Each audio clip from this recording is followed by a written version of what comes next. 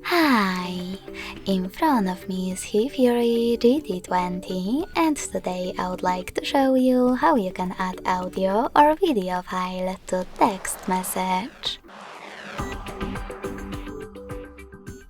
You need to begin by opening Messages app and selecting one of your chats. Now click on this plus icon at the bottom left corner. Scroll all the way down and click on Attach File.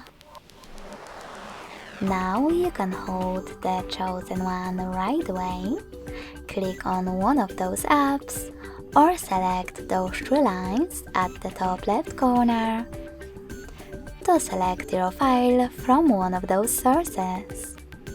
Whatever you do, you can also tap on Audio and Videos filters at the top. Then hold your file, and to add it, click on Select at the top right corner. So when I do that, as you can see, my audio file was successfully added to text message.